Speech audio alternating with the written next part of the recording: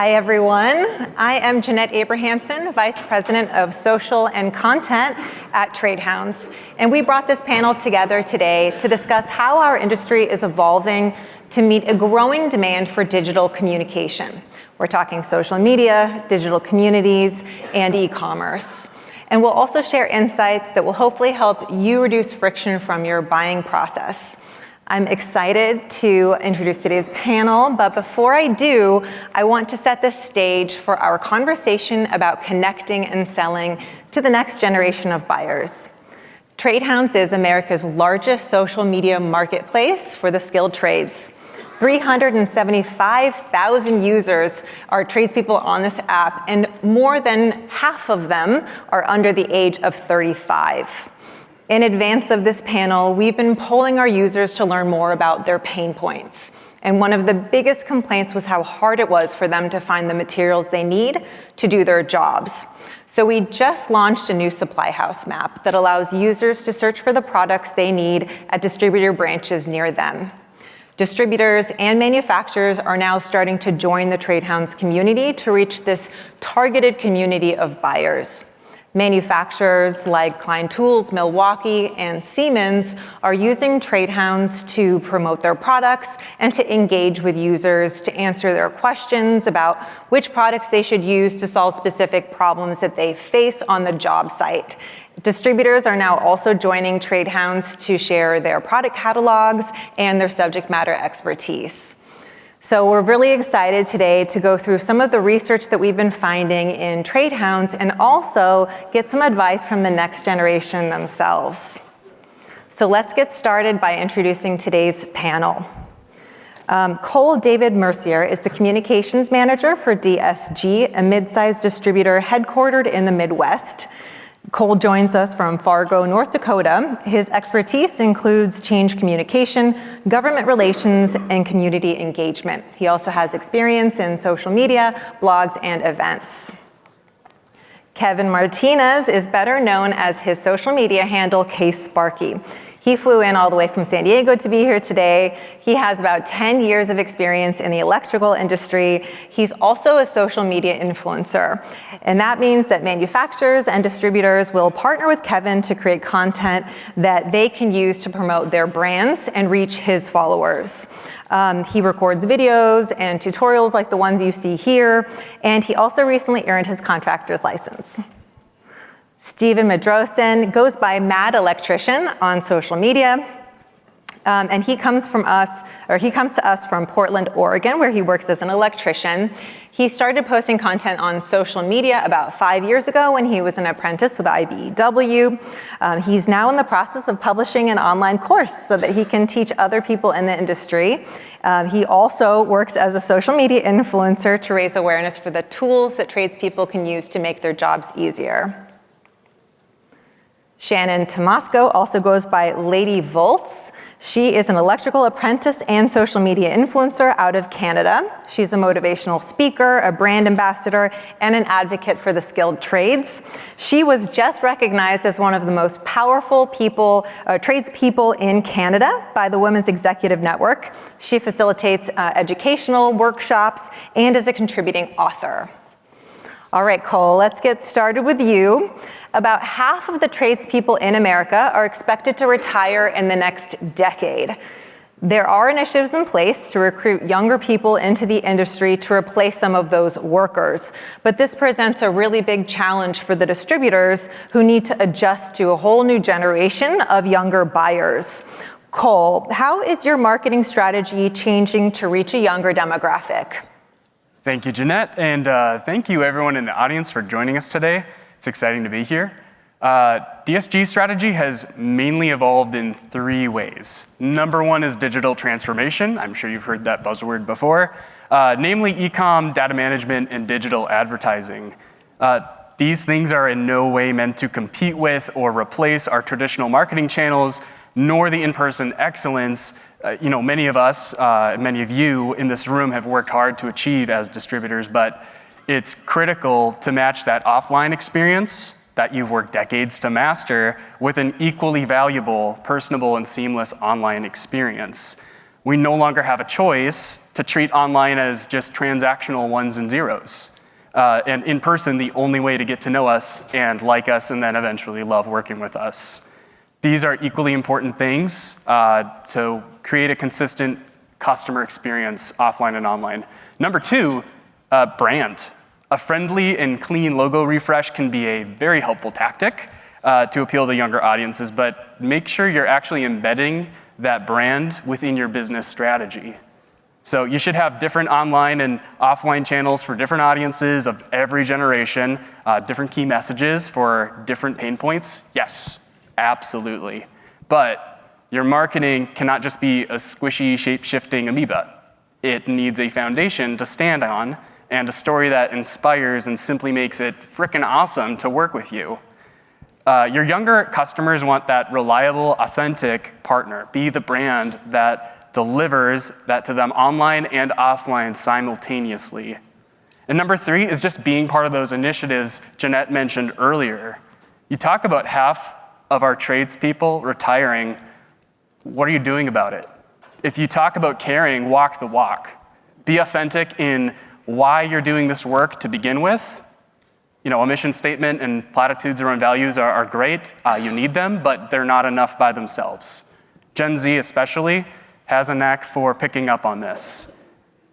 Just a couple examples of what DSG is up to. We offer scholarships for trade schools in the 10 states we serve. We also sponsor a leading career academy and integrated distribution as part of the trades-focused career pathway, including transportation and logistics. So awareness for distribution in the first place. My other suggestion, just personally for me, get involved in charity and work in your local communities that you serve, that directly align to your values, that are important to your customers, important to your customers' kids and their parents. So that's where I'd probably leave that third one. Yeah, I agree. I feel like community and authenticity are going hand in hand, and that just making it more of a digital engagement makes it something that you can scale. So a lot of you do a lot of really good work out there. Make sure to promote it. Make sure to tell people. I think that's one of the best things about social media and different digital platforms. So Shannon, the next question is for you. We ran a poll in TradeHounds this month, and 80% of people who responded to that poll said that they have to Google the products on the job because each product has so many different names. People commented on the poll, giving examples of this really important pain point that they face when ordering from distributors. So Shannon, as an apprentice, I imagine this makes it even harder to enter the industry. So talk to us about your experience around product naming conventions and how distributors can streamline the search process for people entering the industry. Well, this is certainly something I can relate to as an entry-level person, an apprentice, the kind of bottom of the totem pole, you could say. One of the most difficult things about joining a construction industry is the verbiage. Not only are you trying to get familiar with the different usage and application of each one of the items or hardware that you're using, but then you're also trying to remember the names that go along with them. And most items don't have one name. There's trades names, there's slang names, there's catalog names, there's manufacturers. These names differ between different countries and regions. And then there's the inappropriate names that you need to work your way through. And so this just adds to the confusion as an apprentice or that new person on the job site.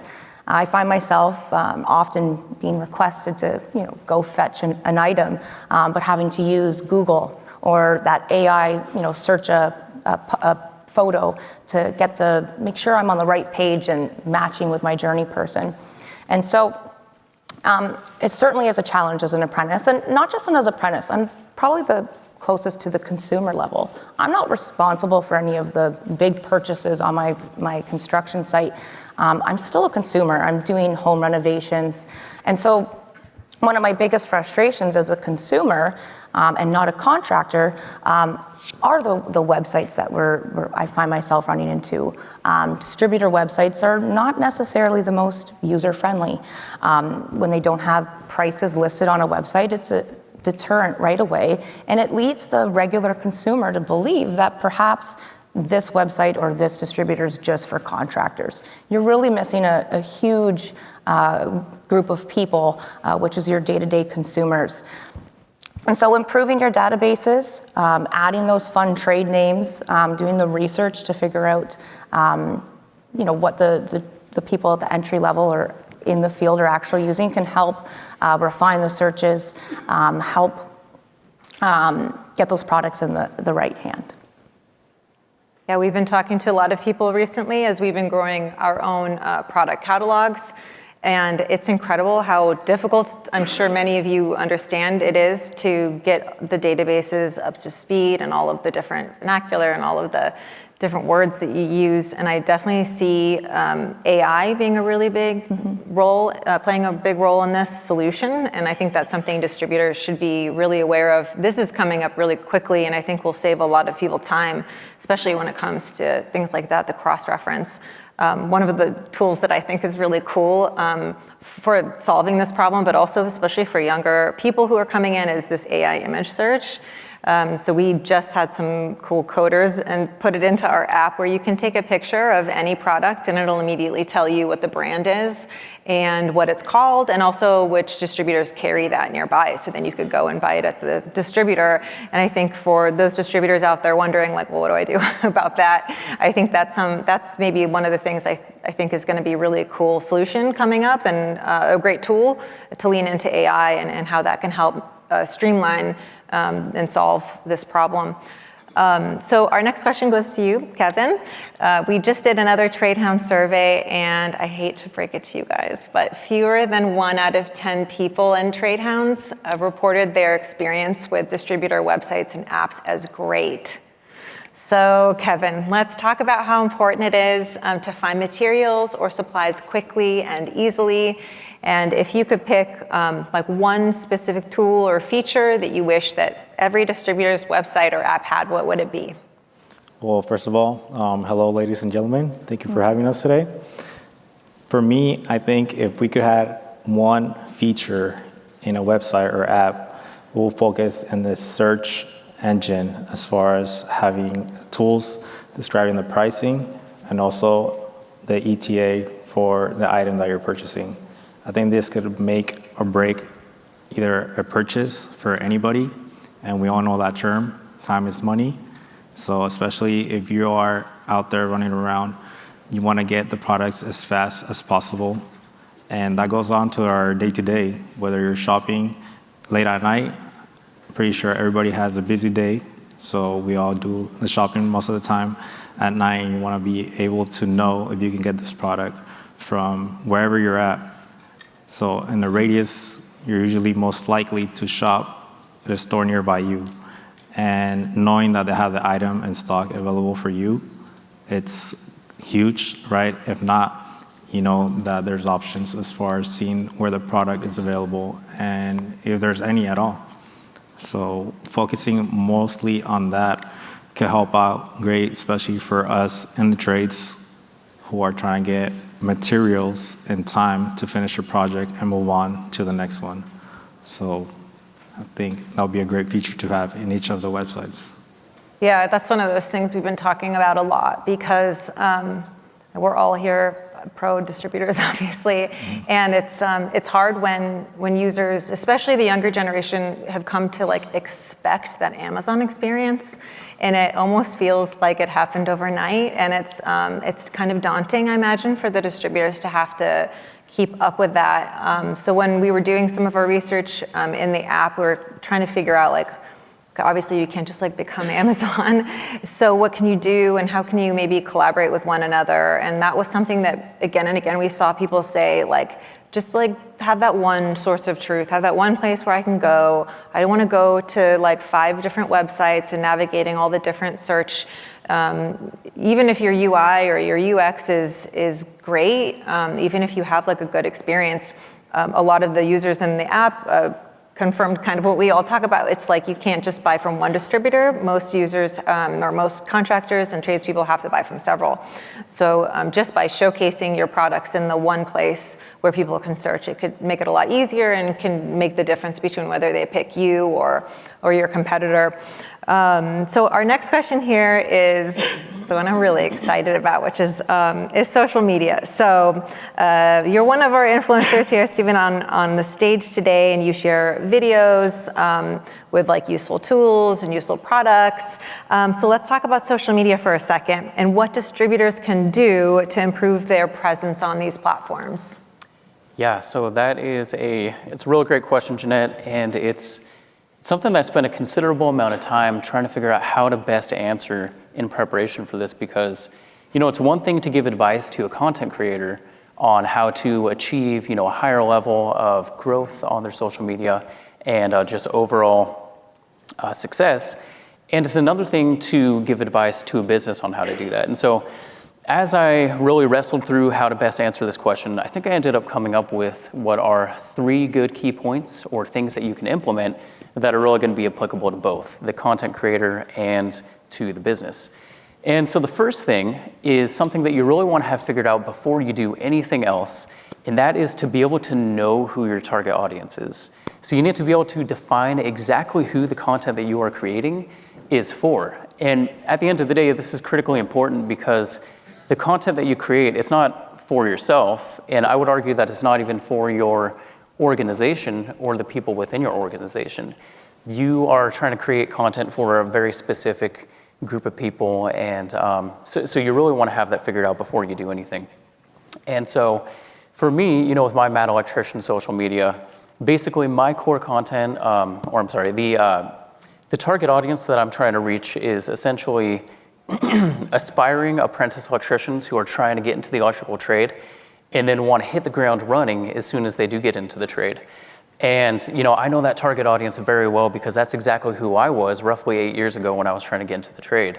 And so every single time that I am trying to decide whether or not to create a piece of content, I think back to exactly who I was when I was trying to get into the trade, and I ask myself, is that something that would have benefited me at the time? And if the answer to that question is yes, then I give myself the green light and I proceed. And if the answer to that question is no, then I just scrap the idea and I move on. And that's really nice because it also helps me to maintain a certain level of consistency with the type of content that I'm putting out. And so, every time I create content, that is really the star that I navigate by when deciding whether or not to proceed with creating that content. And so the second piece of advice is to, with every single piece of content that you create, or at least for the vast majority of it, you want to make sure that in one way or another you are giving value to the person that is on the other side of the screen. So for the person that is, scrolling through the TradeHounds app or is scrolling through Instagram or whatever social media platform they're using, is their life going to be positively impacted in one way or another as a result of the content that they just saw? And so, using myself as an example here, whenever I'm doom scrolling through social media, and I'm sure I'm the only one that is guilty of that, wasting some time on social media, but I could scroll through hundreds of posts and not engage with them in any way. But as soon as I come across something that is really, truly beneficial to my life, and it's helping me to improve in some way, whether that is being more productive at work, helping me to be a better husband, a better father, a better leader, whatever the thing is, if that is truly benefiting my life, well, then all of a sudden I'm going to like that post, I'm going to comment on that post, I'm going to start following that person, and then the magic really happens once you start to dive deeper and you check out that person's profile, because if somebody is following this piece of advice, then every single post that you see is also going to have value, and you're going to have just stumbled upon a gold mine of useful information that now you're going to want to share with everybody else.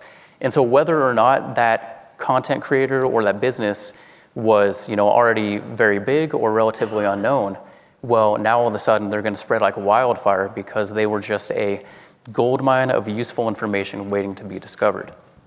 And so that's the second point, and I want to say that point is probably what has allowed me to post significantly less than other content creators and still maintain a high level of growth and overall performance on my different posts. And then so the third point is to authentically engage with your audience. And so before I became an electrician, I was a store manager for AT&T. And so when I made the switch and decided to become an electrician and I started my social media, I very much approached that with a sales mentality. And I'm not necessarily saying that I tried to sell everybody something that would comment on one of my posts or that would send me a message. But what I mean by that is every single time somebody engaged with me in one way or another, I saw that as essentially a customer that was walking into my store. And if you've ever been in sales, you know that the customer that walks into your store, they are now the most important person in the room. And it is important to give them an extraordinary customer experience. And so the tricky thing comes with once you really start to grow, especially for us content creators, we still have a 9-to-5 job, and it's difficult to keep up with all of the messages and all the comments that we have. But you're in a very unique position, right? As distributors, as businesses, to where you can actually hire somebody within your organization to take that on as one of their jobs, or I would say actually as their primary job. I think this is deserving of a whole role in and of itself. And the really cool thing is where we are metaphorically providing customer service to people when we engage back with them, you truly are providing customer service to them. And that can also really lead to more sales for you guys. And I just think that, if that's something that you haven't done, I would really encourage you to consider doing that with your company, creating a position, because it's going to pay massive dividends, and I think your ROI is going to be exponential with that. So, know your target audience, give value with all of your posts, authentically engage. And then the last point, actually, this is kind of a bonus one, but I'm just thinking of this now, is feel free to utilize us. As content creators, we have already done, all of the heavy lifting, and we've put, years and years of time building our platforms. And, we're at a very fortunate place where we have established a following and an audience that trusts us. And so you can capitalize on that and work with us. And we'll partner with you, and if the products that you have or the company that you are aligns with our follower base, then we would be happy to promote you for you. And so definitely don't be afraid to utilize us, and I would highly encourage you to do so.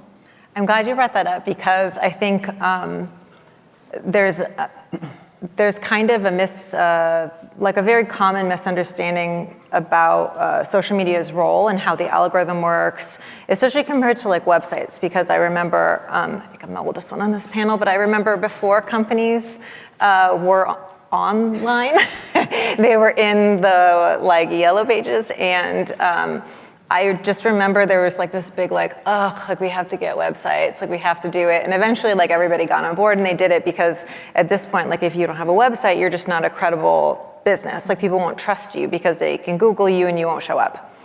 And now I think that's what's happening on social media, where if we search you on Instagram and you don't have an account, it's a little weird. I think the younger generation thinks that's a little sus, to use my social media team's language. They're teaching me so I can stay young.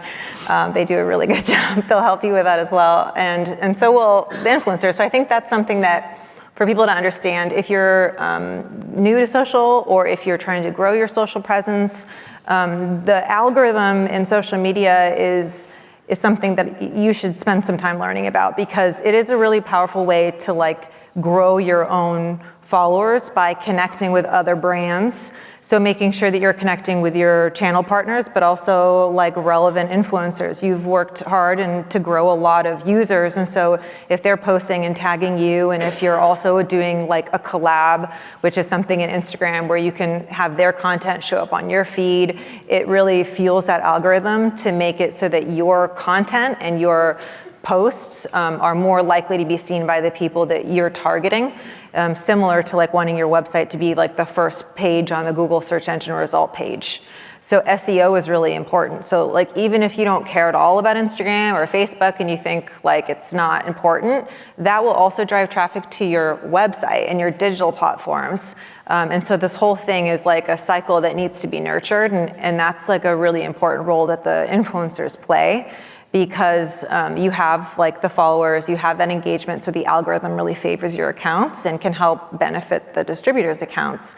But there's that word we've been hearing a lot today, which is the authenticity of influencers. So that's really, especially in electrical and other skilled trades, that's something that's so important because you're not just putting out commercials, you're putting out like tutorials. Like we were working on a tutorial together for a Siemens product.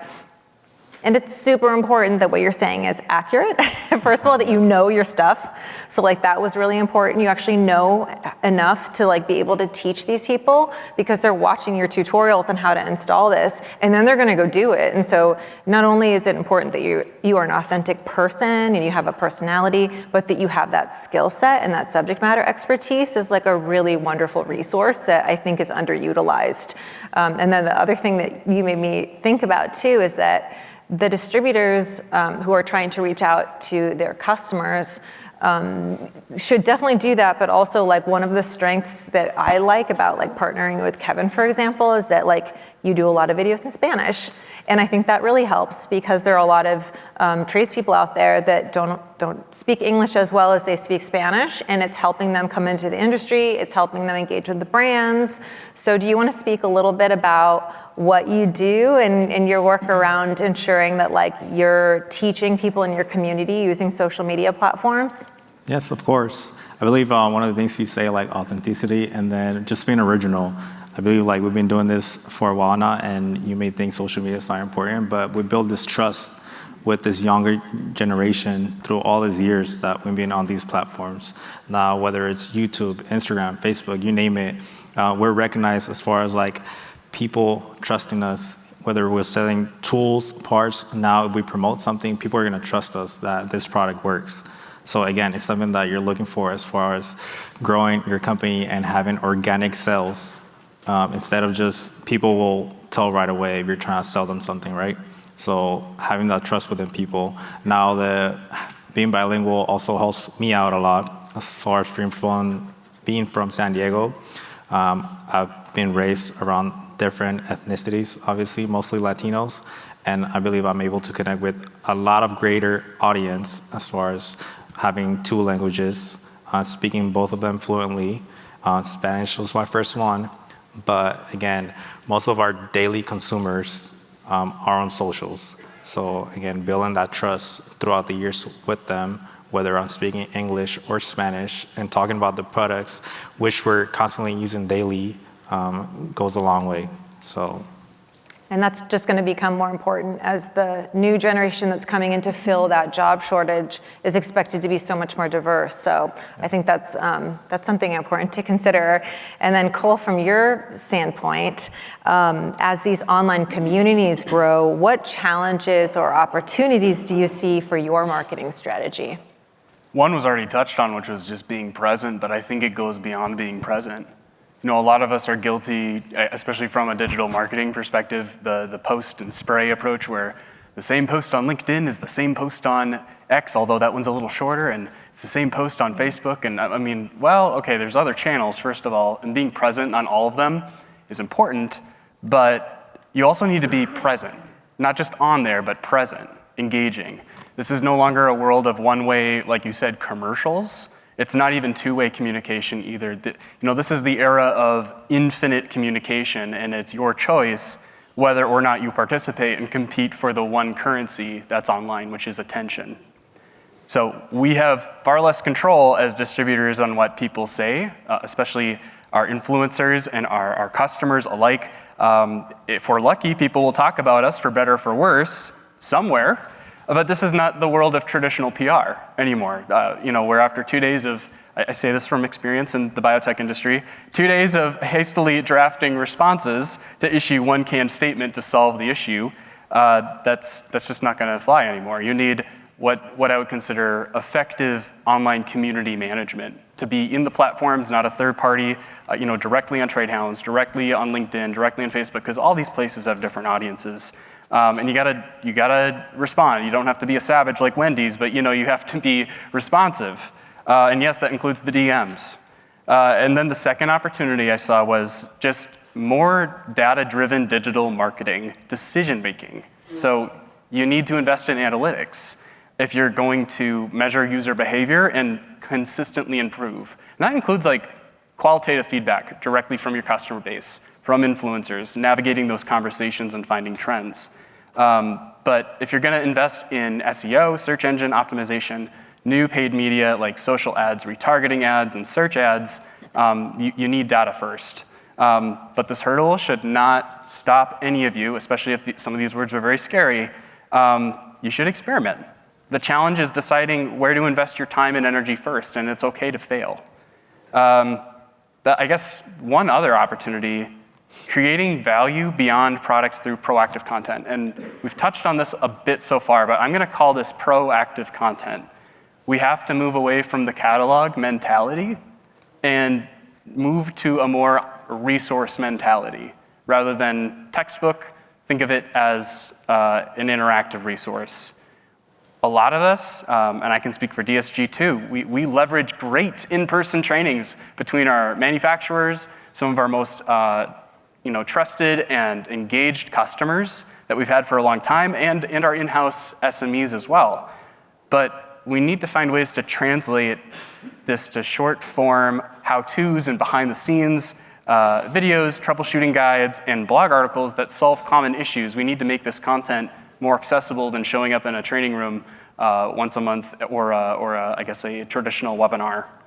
So having dynamic visuals, of course, and interactive tools, but the final proactive content, which I'm gonna circle back to these wonderful creators on stage, is consider partnering and supporting local influencers in your markets like these lovely humans on stage.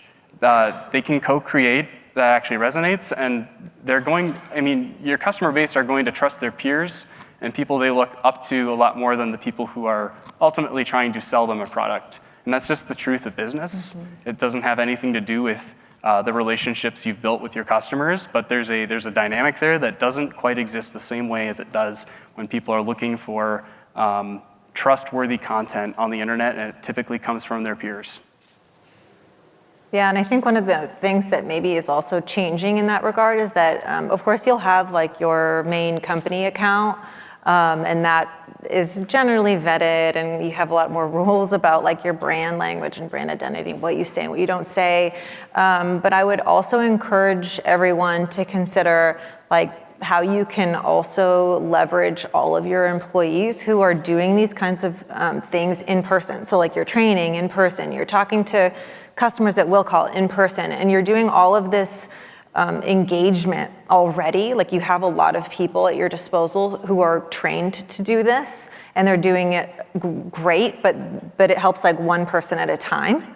And I think encouraging all of those people to create accounts that then they can post from those accounts, not necessarily, you can share it on your company account too, but I think this is maybe a more scalable, and where social communities, especially in this industry, are heading is like making sure that they all have profiles in these communities where they can then share that same advice that they might be giving people on the phone or at will call, but in a digital community where that information could be searched. So somebody who has a similar question can search the question and your answer will pop up. Then others can join in. And so it's similar to what you were talking about before, where websites are like the one-way communication, and social media isn't just like two-way communication. It's like so expansive. It's incredible how easily you can scale solutions you've already invested in. So that's something I think is really important. I appreciate you saying like, you have to kind of take a risk, and you don't want to be too conservative about doing these things, because there's such a wonderful value prop at the end of that. If you can take that marketing team that you have and then give them support with 100 of your other employees who are doing a great job on the floor or on the phones, or any of your sales reps to come into the communities and just be a valuable resource. I think that's something that really speaks volumes, especially to the younger generation. they don't want to, I shouldn't say they, because I also don't like calling people. It's not something I love, just like picking up the phone and talking to people anymore. I'd rather I search first. I see like, is this answer already online somewhere?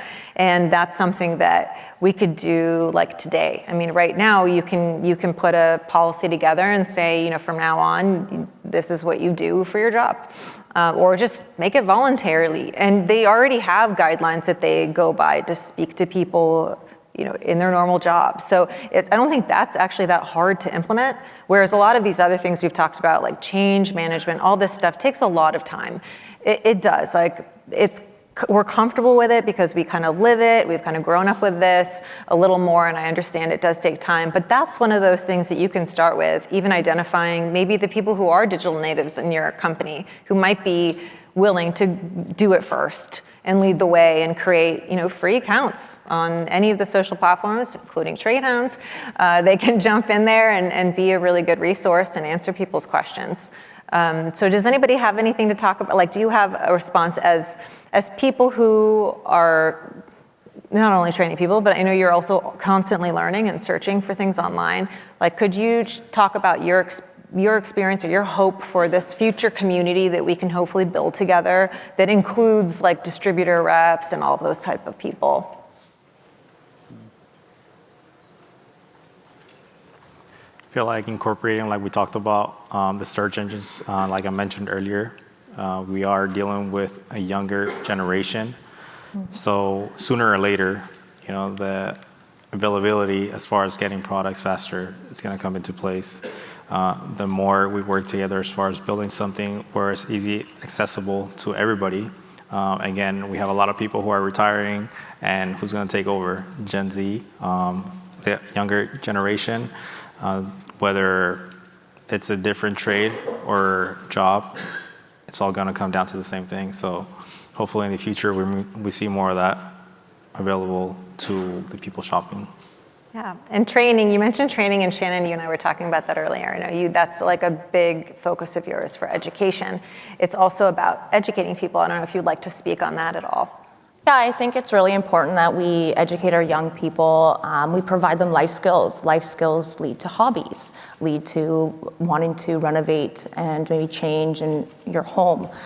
So I think it's really important that we educate our young people about the different industries that we have. But what I really like about social media is it's the new marketing.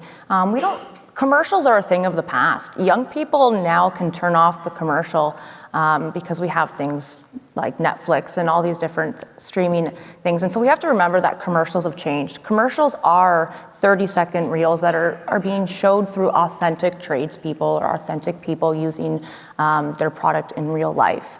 And so our young people resonate with that. And so through education, through these different platforms, we can get more people involved in the trades and tap into a new industry or new consumer that's not being tapped into right now.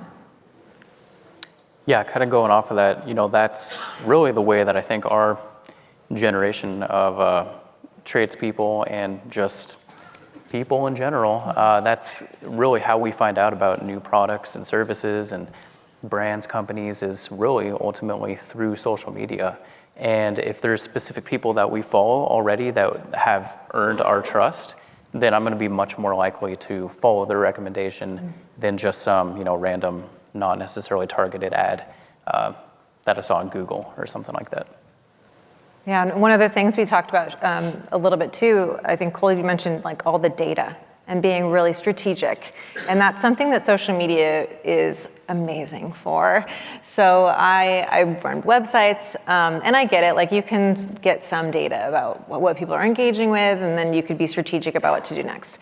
But social media is like a gold mine for identifying like who is engaging with your content, what are they saying, and then being able to analyze all of that data and find out like, well, X% of our followers are electricians and they're this age and this is where they're located and this is what they do and people are sharing so much information about themselves on social media. And as a social media user, like I want you to learn who I am so that you can target things that are relevant to me. And I think that's something too that's important. Like we don't want to see things that aren't relevant to us. And so leveraging all of that data that you have just at your disposal is so incredible once you get into the social media marketing game. It's something that will really help you make more strategic decisions, will help reach people who are actually looking to buy what you sell, which is really nice. So that way your efforts are really much more strategic and will hopefully give you much more ROI. Anybody else want any last few things to say to all of these wonderful people in the room? Anything you've been holding in, want to share with them? I guess at the end of the day, social media is product awareness.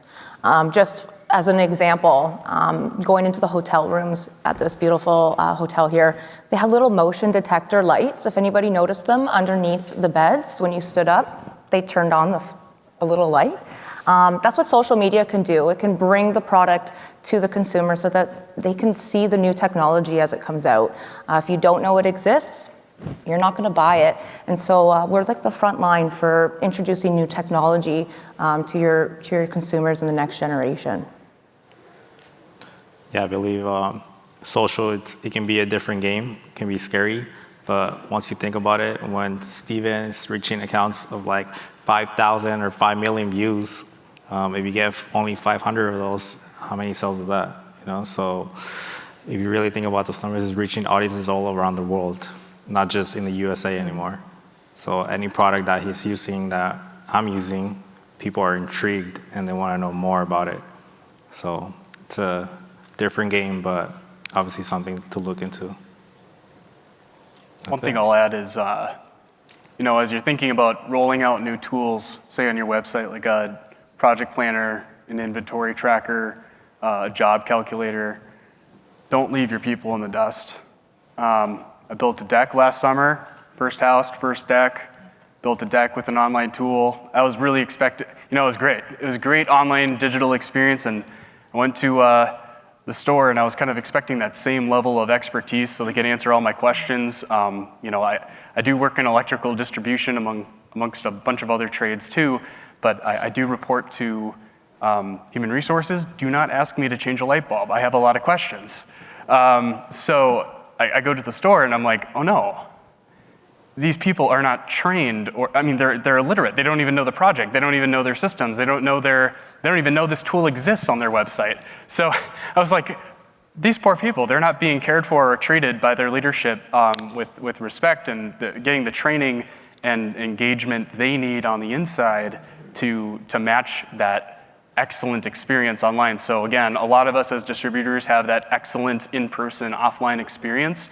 Make sure when you do bring those digital things up to speed that you're looking after those that might be a bit slower to adapt and slower to accept, and that's just a change management problem, but it's also it starts with the leaders championing those changes and making sure that people are well aware and they know the value prop that it brings to their customers, and it'll strengthen their relationship, not threaten it. Yeah, embrace it as part of your omni-channel approach. It's here and it's an awesome tool. Stephen, any last words? If you guys haven't signed up for the Trade Hounds app, definitely sign up for Trade Hounds. There's a lot of great resources on there that you guys could utilize. Yeah, follow us all. We're all in there. So thank you guys so much for your time. I want to thank the panelists for your time. This has been a great conversation. Thank you all.